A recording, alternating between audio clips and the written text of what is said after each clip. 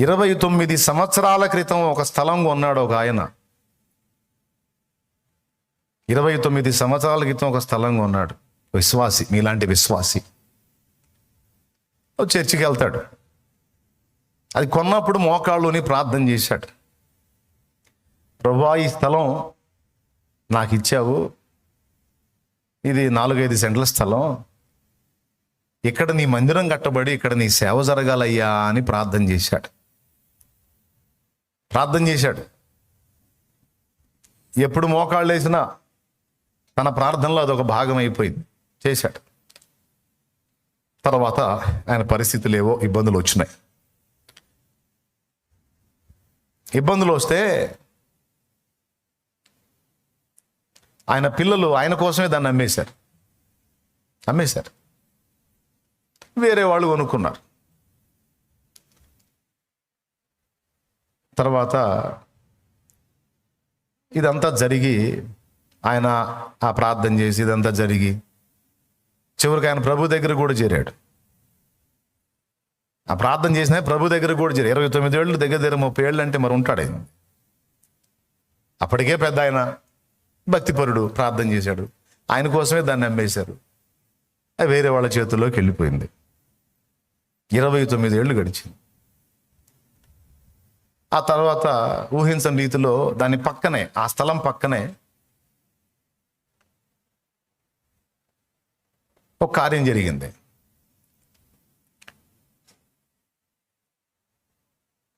అది ఎవరికి జరిగింది? మనకే జరిగింది. ఒక తిరకాసు జరిగింది. మనకే. మనోడు ప్లేస్ కొని మందిరం కట్టాలని వెతుకుతా ఉన్నాడు. ఒకళ్ళు ఒక ప్లేస్ అమ్మారు. కాగితాలు అవన్నీ చూసుకున్నారు. రిజిస్ట్రేషన్ అయిపోయింది. అంతా అయిపోయిన తర్వాత మందిరం కట్టడం అయింది. మనమే కట్టింది మందిరం. ఓపెనింగ్ కూడా అయిపోయింది. ఒక సభ జరిగింది. ప్రజలు గ్యాదర్ అవుతున్నారు. మంచిగా ఆరాధన జరుగుతుంది. స్తోత్రం చెప్పండి. ఇది ఒకటి చెప్పి ఒక చిన్న పిలుపునిచ్చి నేను ముగిస్తా. ఒకసారి అందరూ పక్కన పలకరించుకోండి ఒకసారి, అంటే మీరు మత్తులు కాకుండా ఉంటారు.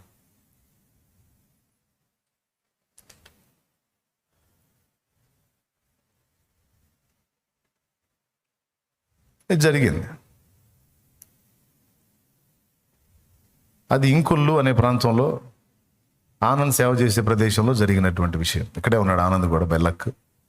ఆ తమ్ముడు, ఆ చిన్నోడు సేవ చేసే స్థలంలో జరిగింది. అది ల్యాండ్ తీసుకున్నాం, మందిరం కట్టాం. దేవుని కృపను బట్టి చక్కగా సేవ జరుగుతుంది. కొద్ది రోజుల తర్వాత ఓ ఫ్యామిలీ వచ్చారు. వచ్చి మందిరం ఏంది మా స్థలంలో కట్టారు అన్నారు వాళ్ళు. మీ స్థలం ఏంది బాబు? ఇది మా స్థలం, ఇదిగో కాగితాలు చూడండి అన్నారు మనోడు. భలేవాళ్ళగా ఉన్నారు. ఇక్కడ ఉన్నటువంటి ఆ సర్వే నంబర్ ప్రకారం ఈ ప్లాట్ మీది కాదు బాబు, మీరు కొన్న ప్లాట్ అల్లది అక్కడ ఉంది, ఇది మా ప్లాట్. చూసుకునే పని లేదా? మందిరం కట్టారు, సభ పెట్టారు, ఓపెన్ చేశారు, కూటం జరుపుతున్నారు. ఎవరి స్థలంలో కడతారు? మా దానిలో కడతారా? అంటే మేము తెల్లబోయాం. ఇదేందిరా అని కాగితాలు చూస్తే వాళ్ళ స్థలంలోనే కట్టాం. దేవునికి స్తోత్రం. ఏంది నాయన ఆనంద్ అంటే తేడా పడ్డాం అన్నా అన్నాడు. ఇంతకు మంది ఎక్కడ ఉందిరా అంటే అదన్నీ ఉందన్నా. మంది ప్రార్థన చేశాం. వాళ్ళతో మాట్లాడితే పాపం వాళ్ళు మంచి మనసు కలిగి, సరేలే అయిందేదో అయిపోయిందిలే, దేవుడి మందిరం కట్టారుగా, పర్లేదులే, మీ ప్లాట్ మాకు రాయండి, ఈ ప్లాట్ మీకు రాస్తామన్నారు. మీ ప్లాట్ అనుకొని మా ప్లాట్లో కట్టారు. అయిందేదో అయిపోయింది, ఎందుకు గొడవ? సరే ఇక ఆ ప్లాటే రాయండి, చేసేది ఏముంది మరి. దేవుడు దిగాడుగా, దేవుడు దిగాడుగా, ఇంకా ఆయన ఏడు లేపుతాం. సరే అది మీదేది ఉందో అదే మాకు రాయండి, మాది మీకు రాస్తాం అందరు. మళ్ళీ పైసా కూడా అదనంగా అడగల రాసేశారు. అది రాయడానికి వచ్చినప్పుడు అసలు ఆ ప్లాటు మూలం ఎవరని చెప్పని తవ్వితే ఆయన కొడుకులు చెప్పారు, అయ్యా ఈ ప్లాటు వాస్తవంగా మా నాన్న దేవుడికి కేటాయించిన ప్లాటు, పరిస్థితులు బాగలేక మేము అన్నాము. ఇప్పుడు మిమ్మల్ని వచ్చి ఇది ఖాళీ చేయమన్నోళ్ళు మా దగ్గర కొన్నోళ్లే, కానీ మా నాన్న ప్రార్థన ఎంత బాగిన్నాడు దేవుడు. వేరే ప్లాట్ చూపించి అదని దీనిలో కట్టించి ఆ భక్తుడు ప్రార్థన చేసిన ప్లాట్ను దేవుడు స్వాధీనం చేసుకున్నాడు. అలాగని మళ్ళీ ఇచ్చిన వాళ్ళకి అన్యాయం చేయాలి, వాళ్ళ ప్లాట్ వాళ్ళకి కేటాయించాడు. జస్ట్ ఒక చిన్న సమస్యను అనుమతించి తన దాసుని ప్రార్థనకు 29 ఏళ్ల తర్వాత జవాబిచ్చాడు.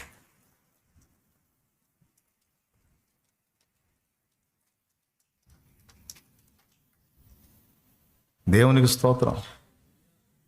ఈ 29 ఏళ్ళు ఎవరో రాలా, ఏమీ గట్ల. అందులో ఏమర్థమైంది మీకు? ఆశువుగా చేసిన ప్రార్థనలను కూడా సీరియస్గా తీసుకొని తన కాలమందు జవాబిచ్చే రోషం కలిగిన దేవుడు మన దేవుడు.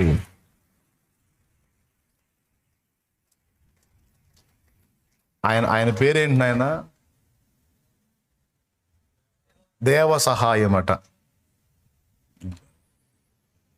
ఆయనేగా, అదిగో ఆ దేవ సహాయం. దేవుడిని నమ్ముకున్నాడు, అన్యుడిగా ఉండి దేవుడిని నమ్ముకున్నాడు. ఆయన చేశాడు ఆ ప్లాట్లో, ఆయనది. అవసరాన్ని బట్టి అమ్మేసుకున్నాడు, వేరే వాళ్ళు కొన్నారు. అందులో నుంచి వాళ్ళ చేతుల్లోంచి మళ్ళా భక్తుని ప్రార్థనకు జవాబు. ఆయన అమ్మినా సరే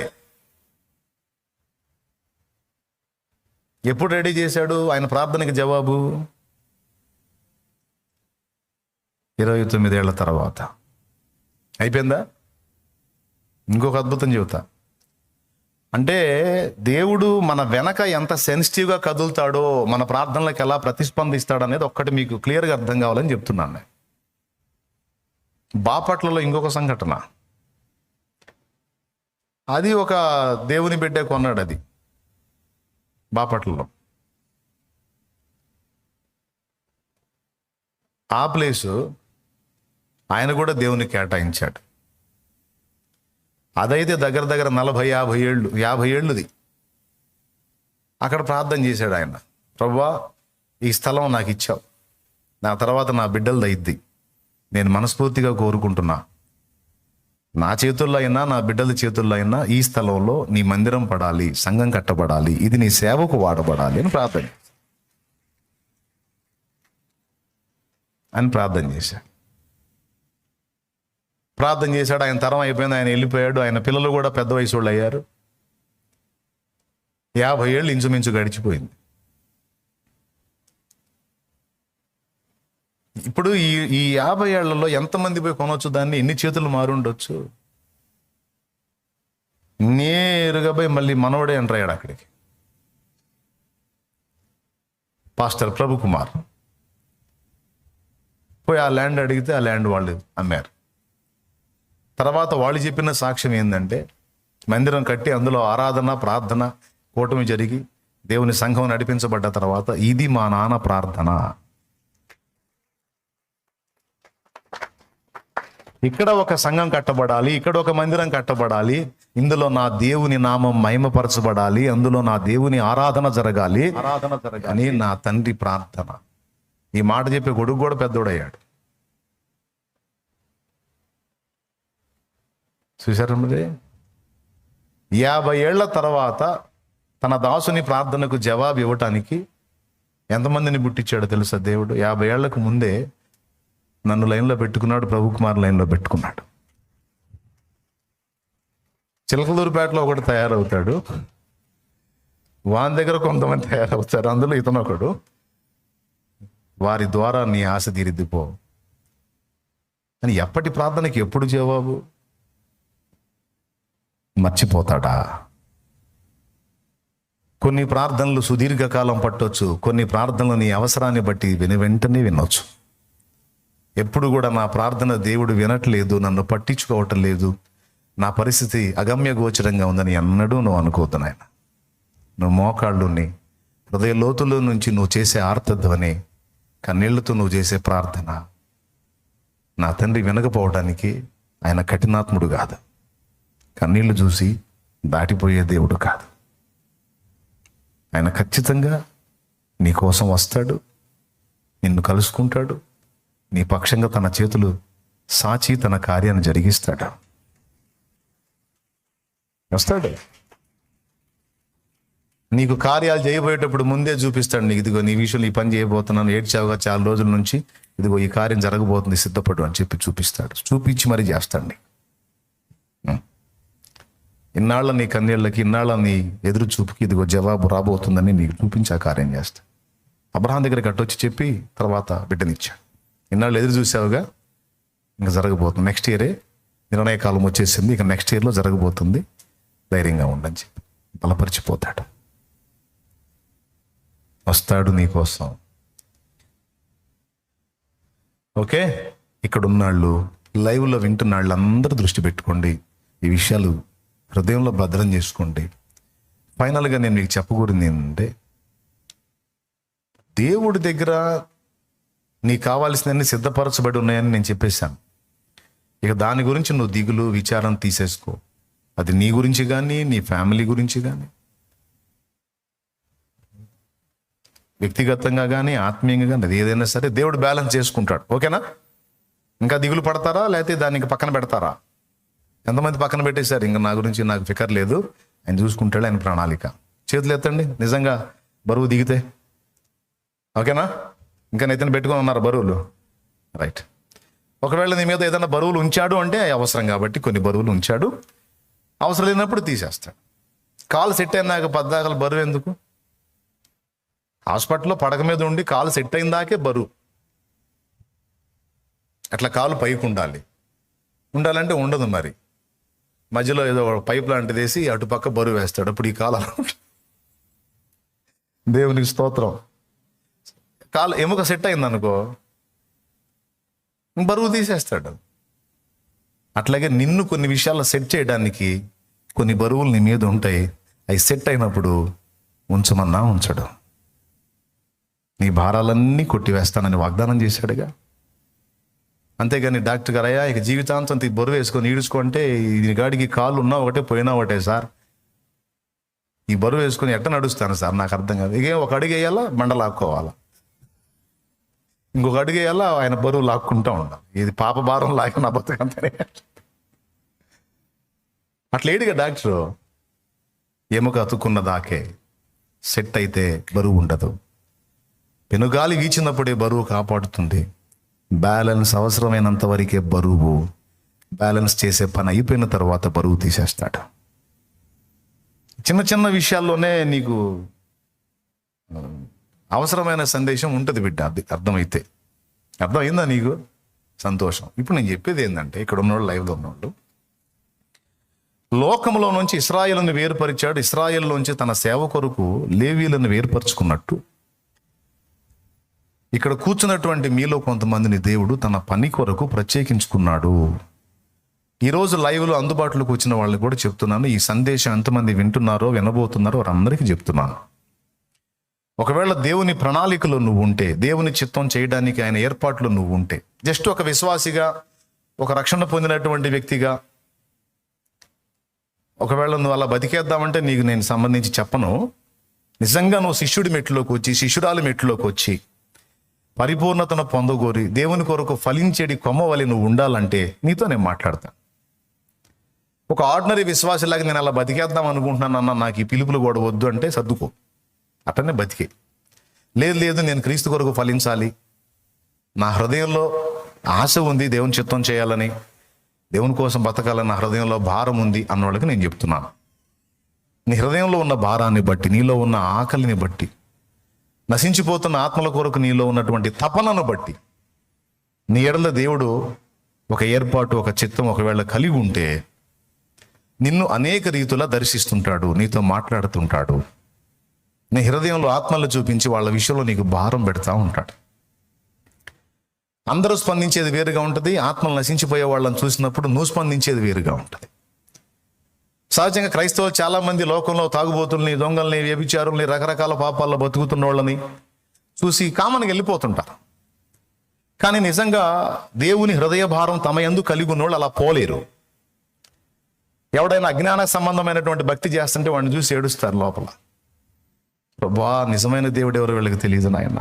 రక్షించలేని వాటి కోసం ఎంత కష్టాలు పడుతున్నారు. ప్రాణాలు కూడా పోగొట్టుకుంటున్నారు కొన్ని స్థలాలకు వెళ్ళి.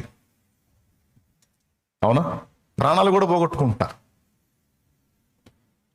వాళ్ళని చూసినప్పుడు హృదయం ద్రవించింది.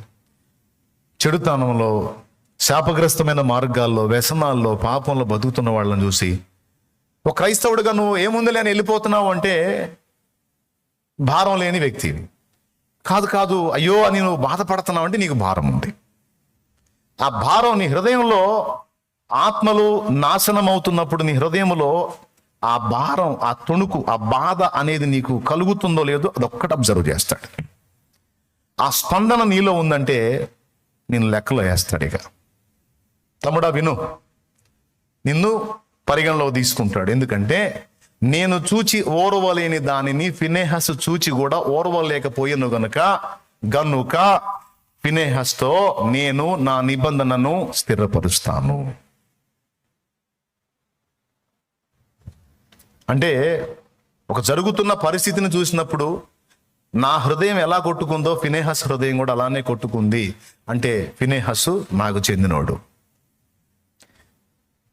40 రోజులు గొలియాతు వచ్చి అంత భావన దేవుణ్ణి దూషిస్తా మాట్లాడుతుంటే రాజు మొదలుకొని సైనికుడి వరకు ఎవరి హృదయాల్లో స్పందన లేదు. వాళ్ళ ప్రాణాలను వాళ్ళు కాపాడుకోవడానికి వెళ్ళిపోయారు. కానీ దావీదు చూచి ఓర్వలేకపోయాడు. జీవము గల దేవుని సైన్యమును తిరస్కరించుటకు సున్నతి లేని ఫిలిస్తీయునికి ఎంత ధైర్యం! నా దేవుడు ఎక్కడ, వీడెక్కడా అని కొట్టుకుంది గుండె. వాడు అంతసేటు ఎన్ని రోజుల నుంచి ఇటు మాట్లాడుతున్నాడు. ఎట్లా? ఇప్పుడు కాదు, 40 రోజుల నుంచి. మాకు రోజు అలవాటేలే. అలవాటు పడిపోయారు. రివర్స్ అవలా. సత్యం బతికితే బతికాం, ముందు ఎదుర్కొందాం వాడిని, యుద్ధానికి వెళదాం, సస్తే వీరమరణం పొందుదాం అని సాహసించినవాడు ఒక్కడు లేడా? ఇదేమి అని గుండె విలవిల్లాడిపోయింది. దేవుని గుండె ఎలా కొట్టుకుందో ఆ స్పాట్లోకి వచ్చినప్పుడు సేమ్ దావీదు గుండె అలానే కొట్టుకుంది. అందుకే దేవుడు అన్నాడు, నా చిత్తానుసారమైన మనస్సు గలవాడు దావీదు. ఆ స్పందన వచ్చిందా లేదా చూస్తాడు. ఆ స్పందన ఉంటే అప్పుడు లెక్కలకు తీసుకుంటాడు, పరిగణలో తీసుకుంటాడు. నువ్వు వెంటనే పాస్టర్ అయ్యో కావాల్సిన అవసరంలా. తన పనికి నువ్వు పనికి వస్తావు, నిన్ను వాడుకోవాలి అనేది ఇక నిన్ను దృష్టిలో పెట్టుకుంటాడు. ఎందుకంటే సరిగా ఉంది ఈ మనిషి, సరిగా ఉన్నాడు ఈ మనిషి.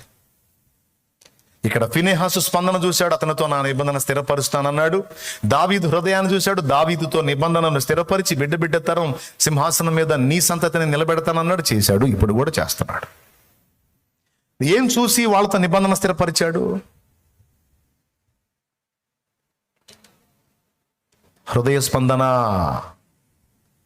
హృదయ భారం. ఏంటి మా అన్నోళ్ళు 40 రోజుల నుంచి మా అన్నోళ్ళు వీడి తిట్లు వింటానే ఉన్నారా? వీళ్ళందరినీ వదిలే గొప్ప యుద్ధాలు గెలిచిన రాజైన సౌలు, 7 అడుగుల సౌలు కూడా వింటానే ఉన్నాడు ఈ దూషణలు. వీళ్ళకి రోషం ఎక్కడ లేదు దేవుణ్ణి అంటుంటే. గుండె కొట్టుకుంది, తెగబడ్డాడు. సత్య బతికితే ఆ మాటలు విని బతికుంటే కానీ చచ్చిపోవటమే మంచిదివా దిగాడు. ఎప్పుడైతే దావీదు సీన్లోకి వచ్చాడో దేవుడు దావీదును అప్పచెప్పలేదు, కానీ అప్పటిదాకా 40 దినాలు ఎడ తెరిపి లేకుండా వాగిన శత్రువుని 1 నిమిషములోనే అప్పచెప్పేశాడు. అప్పచెప్పి ఇశ్రాయేలు సర్వ సైన్యానికి, అటు ఫిలిస్తీయులకి మొత్తానికి సిగ్గు కలిగించాడు. 40 రోజుల తర్వాత నా బిడ్డ వచ్చి లైన్లో నిలబడితే ఒక నిమిషంలో నేను జయమిచ్చాను. 1 నిమిషంలో నేను జయమిచ్చాను. ఒక్కడ నిలబడితే ఈ 40 రోజుల్లో మొదటి రోజులోనే ఒక్కడ నిలబడితే అయిపోయేది కదరా. 40 రోజులు నేను నా బిడ్డ కోసం ఎదురు చూడాల్సి వచ్చింది. అంటే అందరూ వేరు, అదే చెప్పు అందరూ దావీదు ఈక్వలేనా? అందరూ ఫినెహాస్ ఈక్వలేనా? అందరూ వేరు. దావీదు వేరు, అందరూ వేరు. ఫినెహాసు వేరు, అందరూ వేరు. మోషే వేరు, అందరూ వేరు. యెహోషువ వేరు. మళ్ళీ అందరూ ఇశ్రాయేలీయులే, వేరు. ఆ హృదయాలు చూస్తాడు నా దేవుడు. ఆ హృదయాలు చూసి రైట్, వీని గుండెలో నాకే బాధ ఉందో అదే బాధ వీనికుంది, ఈ అమ్మాయికి ఉంది, ఈ అబ్బాయికి ఉంది.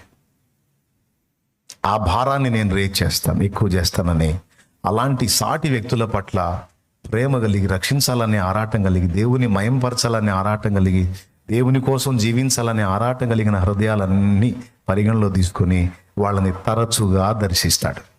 ఒకటి అయిపోయిందిరా తల్లి, అయిపోయింది. తరచుగా దర్శిస్తుంటాడు. దర్శనంలోనో, కలలోనో, లేకపోతే ఉపదేశం కాడికి వచ్చి కూర్చున్నప్పుడు వాక్యంలోనో తరచుగా మాట్లాడుతూనే ఉంటాడు. నువ్వు నా పని చేయాలి, నా కోసం నిలబడాలి, నా వార్త ప్రకటించాలి, ఆత్మలను రక్షించాలని దేవుడు మాట్లాడే పద్ధతులు ఉన్నాయి కదా. ఏదో ఒక పద్ధతి ద్వారా నీలో నుండే ప్రేరణ పుట్టిస్తాడు. నేనేంది ఇలా ఉంటున్నానేంది? నేను దేవుని పని కదా చేయాలి, నేను దేవుని కోసం కదా బతకాలి, నేను దేవుని సేవ కదా చేయాలి. నువ్వు పని చేయడానికి వెళ్ళావు అనుకో, అక్కడ నీకు దిగులు. పని చేస్తుంటావు, డబ్బులు వస్తుంటాయి, సంపాదన వస్తుంటుంది.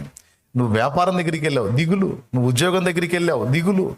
అన్నీ నడుస్తుంటాయి, కానీ ఏదో తెలియని బాధ, ఏదో తెలియని వేదన. ఇది కాదు నా ప్లేస్, ఇది కాదు నా ప్లేస్, ఇది కాదు నా ప్లేస్, ఇది కాదు నా ప్లేస్. నేను నా ప్రభు సన్నిధిలో ఉండాలి, నేను దేవుని పని చేయాలి, ఆత్మలను రక్షించాలి, క్రీస్తు సువార్త ప్రకటించాలి, సంఘము కట్టాలి, నేను దేవుని పని కదా చేయాలి అని నీ గుండె కొట్టుకుంటూ నీకే అర్థమైంది.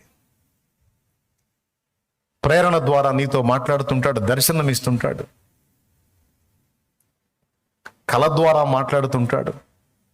ఒక సూచన నీకు అర్థం కాకపోతే ఇంకొక సూచన, ఆ సూచన నీకు అర్థం కాకపోతే ఇంకొక సూచన, ఆ సూచన నీకు అర్థం కాకపోతే మనుషుల ద్వారా కూడా నీతో మాట్లాడతాడు. వాళ్ళే నిన్ను పిలిచి అమ్మా నా కోసం ప్రార్థన చేయాలి, వాళ్ళే పిలిచి అయ్యా నా కోసం ప్రార్థన చేయండి. అమ్మ నేను దైవజనుడిని కాదు, దైవజనురాలిని కాదు అంటే, లేదు నాయన మాకు నీలో ప్రభువే కనపడుతున్నాడు, ప్రార్థన చేయంట.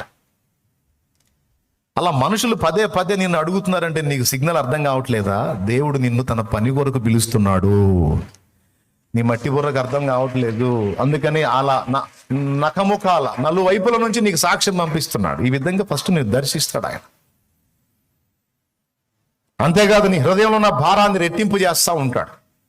ముందే నీలో భారం ఉంది కదా కొద్దిగా, దాన్ని రెట్టింపు చేస్తూ ఉంటాడు. ఇక నీకు ప్రశాంతత ఉండదు. నువ్వు దేవుని పని చేస్తేనే ఆ రోజు తినగలుగుతావు, ప్రశాంతంగా నిద్రపోగలుగుతావు.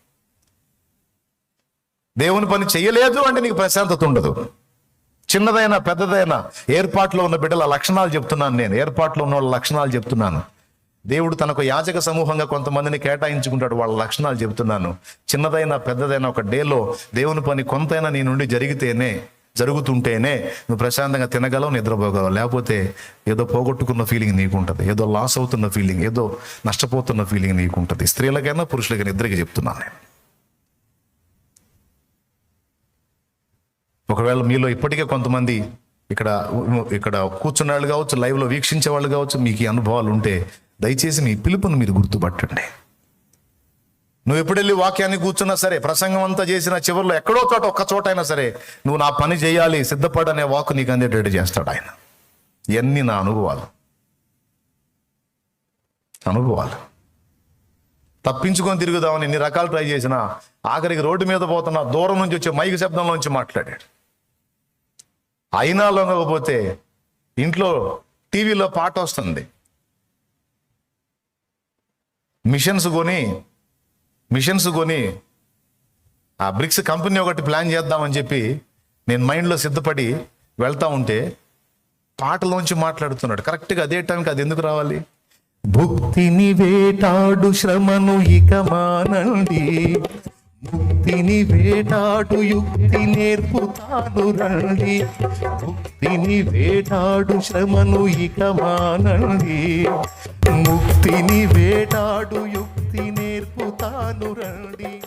ఓ పేతురు, ఓ యోహాను, ఓ యాకోబులారా, నాడుగుల జాడబ పట్టి నడవగరారా. దాన్ని ఏమనుకోవాలి నేను? నువ్వు ఎన్ని సంపాదించినా కడుపుకే కదరా. ఎన్ని వ్యాపారాలు చేసినా, ఏది కార్ఖానా పెట్టినా, ఏ కంపెనీ పెట్టినా పొట్టకేగా. నేను ఇవ్వలేనా? రా, కంప్లీట్గా నాకు అందుబాటు. పని చేసుకుంటా సేవ చేయొచ్చు, అప్పటికి చేస్తున్నా కంప్లీట్గా రమ్మంటాడు, పూర్తిగా వదిలేసే అంటాడు. కాదులే బ్రవా, మనం జనాలు వాళ్ళ దగ్గర మనం వాళ్ళకి వెళ్ళి ఏం చూస్తాం? మనం ఇప్పుడు జేబులో తీసి వాళ్ళకి ఇస్తున్నాం, మనం వాళ్ళకి వెళ్ళి ఏం చూస్తాం బ్రో? నాకు సిగ్గునాయనా, ఎందుకు వచ్చిన గొడవ? వద్దయా, చాకిరి చేసుకొని తిప్పలు పడతానాయా, దొరికిన వాళ్ళకి ఎట్నే చెబుతానా అంటే, మరి ఈ ప్రణాళిక నాకు తెలియదు కదా. ఇంతమంది విషయంలో ఇన్ని సంఘాలు, సేవ, ఇంత పరిచర్య, ఏం తెలుసు నాకు? నా అంత తెలివి తక్కువ వ్యవహారమే కదా మందే.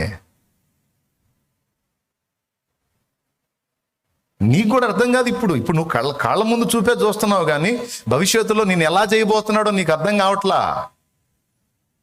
ఏ స్థితిలో ఉంచబోతున్నాడో, ఏ మెట్లో నిన్ను కూర్చోబెట్టబోతున్నాడో, ఎలాంటి అనుభవాల్లో నేను తీసుకెళ్ళబోతున్నాడో ఇక్కడ ఏం చేయబోతున్నాడు అర్థం కాదు. అక్కడ ఏ స్థితిలో ఉంచబోతున్నాడు అర్థం కాదు. మనకి 2 ప్లేస్లు ఉన్నాయి, ఇక్కడ ఉంది, అక్కడ కూడా ఉంది. నాకు తెలియచావులు ఆనాడు మొరాయించా, అడ్డు తగిలే. మహానుభావుడు ఇసుకించుకోకుండా వెంటబడి లాక్కొచ్చాడు. ఒక పట్టాన్ని లోపడకపోతే ముఖం పగిలే అనుభవం అప్పుడు తీసుకొచ్చాడు. మామూలు లంగల మనం లాభం గోపులోకి వచ్చేటట్టు చేసి అప్పటిదాకా సమృద్ధికి వస్తున్నాయి, జస్ట్ ఒక్క నెలలోనే బంపర్ స్ట్రోక్ తగిలింది. ఇంక సంపాదించలేకపోయాను. ఇంకేం సంపాదించే మొహం బయలుదేరిందని ఇంక రా ఉన్నాడు. మరి మామూలుగా విన్నాగా మనం అంత ఆదాం బ్లడ్గా అది. చివరికి దేవుడు మహానుభావుడు తీసుకొచ్చి ఆయన పని జరిగిస్తాడు. నీకు చెప్తున్నా, దేవుని ప్రణాళిక నీ మీద ఉంటే, దేవుని ఏర్పాట్లు నువ్వు ఉంటే, మిగిలిన వాళ్ళందరికీ డోర్స్ ఓపెన్ అవుతాయి, నువ్వు పోయేసరికి క్లోజ్ అయిపోయింది. మిగిలిన వాళ్ళందరికీ నువ్వు ఎన్నుకున్న పనే మిగిలిన వాళ్ళందరికీ లాభసాటిగా ఉంటుంది, నీకు మాత్రం దరిద్రం ఎదురవుతుంటుంది.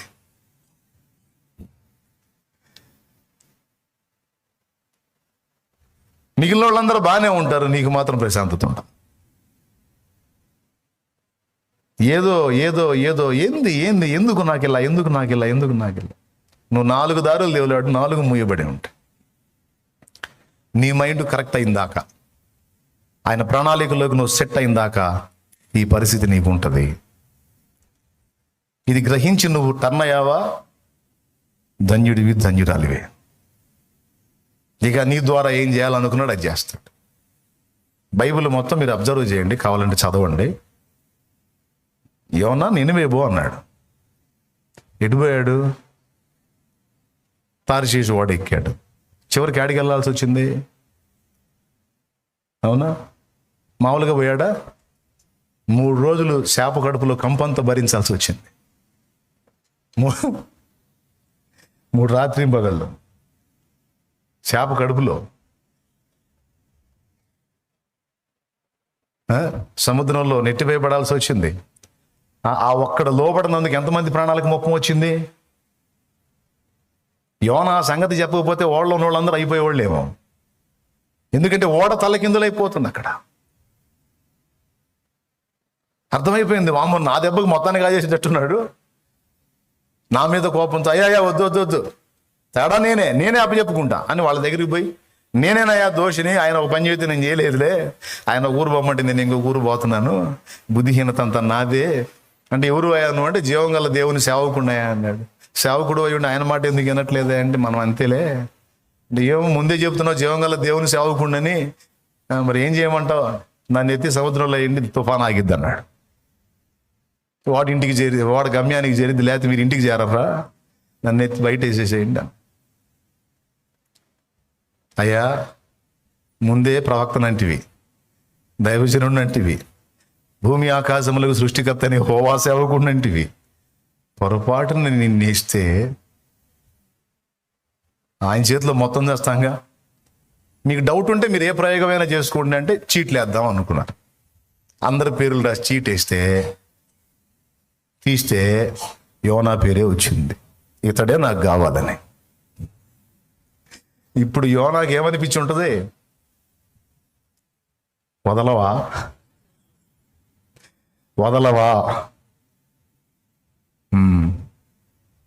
మరి ఏం చేయాలి ఇప్పుడు? నువ్వు నినవే వెళ్ళాల్సిందే. సరే, నన్ను ఏంటి అందులో ఏంటి? ఎట్ట చేరుస్తాడో ఆయనే చేరుస్తాడంటే, ఆయన అందులో విసరపడటం, ఆ తిమింగిలం మింగటం, తీసుకెళ్ళి ఎక్కడ ఓడెక్కాడు అక్కడికి అక్కటం, ఆ నుంచి సచ్చినట్టు మళ్ళీ నినివే పోవటం, పోయి మళ్ళా ఒక దిన ప్రయాణం అంత పోయి మర్యాదగా మారు మనసు పొందండి, లేకపోతే మొత్తం చస్తారు, నాశనం అయిపోతారు, ఊడ్చుకొని పోతారని ఈ టైపులో చెప్పాడు. కడుపులో మండినోడు కదా, స్తోత్రం. ఏ టైపులో చెప్పాడు? మొత్తం గడగడలు ఆడిపోయారు. వాళ్ళు ఎవరు కొట్లా తిట్లా, గడగడలు ఆడిపోయి వాళ్ళు మారు మనసు పొందారు. వాళ్ళు మారు మనసు పొంది 5 రోజులు ఉపవాసం ఉండి, వాళ్ళు పశువులు కూడా ఉపవాసం ఉంచి, రాజు మొదలుకొని పనివాడి వరకు అందరూ గోనె పట్టు కట్టుకొని మొరపెడితే దేవుడు అంటాడు, యోనా వాళ్ళ కేసు కొట్టేసాలి, వదిలేస్తున్నాలే అన్నాడు. రాయటం నీవంతే, కొట్టేయటం నీవంతేనేది. మరి మధ్యలో నన్ను ఎందుకు వాడావు? ఆ పోయినోడిని నువ్వు అత్యంత దయ, కృప, కనికరము కలిగిన వాడివి, దీర్ఘశాంతుడు అని నాకు తెలుసుగా. నువ్వు ఆవేశపట్టమేగా, నువ్వు కొట్టవు ఏమి లేదు, చంపేస్తాను పొడుస్తాను అంటావు, నువ్వు పొడవు ఏం లేదు, అంత సెంటిమెంట్ నీకు. అయ్యా అనగానే అని బెండ్ అయిపోతావు నువ్వు. అదే నీ ప్లేస్లో నేనుంటే ఒక్కొక్కడిని మెడకాల మీద తలకాయలు లేకుండా చేసేవాడిని. దేవా నీ చేద్దాం, నువ్వేమో కృపా, సమృద్ధి, జాలి, దయా, కనికరం అంటావు. అందుకే కదా నేను అటుపోయింది. ఎంత చంపుతానట్టు కూడా చంపడం ఏం లేదు, జరిగేవి కాదనే కదా నేను పోయింది. అంటే తన దాసునికి సమాధానం చెప్పుకున్నాడు ఆయన. యోనా, నువ్వు నాటని చెట్టు ఒక్కరోజు నీడొచ్చిందని, ఆ చెట్టు పోయిందని మరుసటి రోజు నువ్వు నాటని చెట్టు పోతేనే నీకంత బాధ కలిగి, ప్రాణము పోవునంత వరకు నేను బాధపడటం, దుఃఖాక్రాంతునే ఉంటాం న్యాయమే అన్నావే. కుడి ఎడమలు తెలియని 1,20,000 కంటే ఎక్కువ మంది నా బిడ్డలాయా.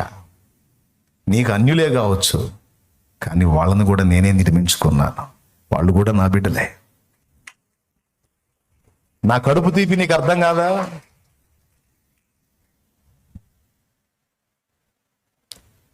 ఇంకొక మాట కూడా చెప్తున్నా ఈ సందర్భంలో, నీకు దేవుడు పిలుపు నీకు అర్థం కాకపోతే, ఆ బాధ ఎలా ఉంటుందో నీకు అర్థం కావటానికి కొన్ని గాయాలు కూడా నీకు అనుమతించవచ్చు దేవుడు. కడుపు తీపి ఎలా ఉంటుందో జాగ్రత్త. కడుపు తీపి ఎలా ఉంటుందో అది నీకు అర్థమయ్యేదానికి కొన్ని కఠినమైన గాయాలు కూడా దేవుడు అనుమతించవచ్చు. ఆ స్థాయికి రావద్దు. జస్ట్ నీ బిడ్డ కొంచెం హెల్త్ బాగలేకపోతేనే గందరగోళం అయిపోతాం. ఆయన పిల్లలు నశించిపోతున్నారు, ఆయనకి ఎంత బాధ ఉంటుంది. ఏమ్మా, నీ బిడ్డకి అంత జ్వరం వస్తే నువ్వు తట్టుకోలేవు, మరి నా పిల్లలు కుడి ఎడమలు తెలియని నా బిడ్డలు లోకంలో నశించిపోతున్నాడు. గ్రామాలలో, పట్టణాల్లో, పల్లెల్లో, మారుమూల ప్రాంతాల్లో నా వార్త నెరగక, సరైన సేవ లేక, సరైన సంఘం లేక, సరైన పరిచర్య లేక, సరైన దైవజనుడు లేక, తీర్మానాలు చేసి ముందుకు వచ్చిన వాళ్ళు వెనక్కి వెళ్ళిపోయి, కొంతమంది లోకంలో కలిసిపోయి, కొంతమంది పాపంలో పట్టబడి, కొంతమంది సాక్ష్యం కోల్పోయి, మందిరాలు ఉన్నాయి, సంఘాలు ఉన్నాయి అని పేరుకే కానీ జీవం లేని నిర్జీవ స్థితిలో దిగజారిపోయి, కొన్ని దుర్బోధలో పడిపోయి, నా పరిచర్య ఆ విధంగా ఉంటే, నా బిడ్డలు నశించిపోతుంటే, నువ్వు నన్ను ఎరిగి, నా వాక్యం ఎరిగి, నా ప్రేమ ఎరిగి, చింత లేకుండా, భారం లేకుండా, బాధ్యత లేకుండా నేను ఇంత స్పష్టంగా దర్శిస్తుంటే కూడా నువ్వు తెగించలేకున్నావంటే చూస్తావా కడుపు తీపి ఎలా ఉంటుందో. అన్నాడు అనుకో, నువ్వు తట్టుకోలేవు. దేవునికి స్తోత్రం.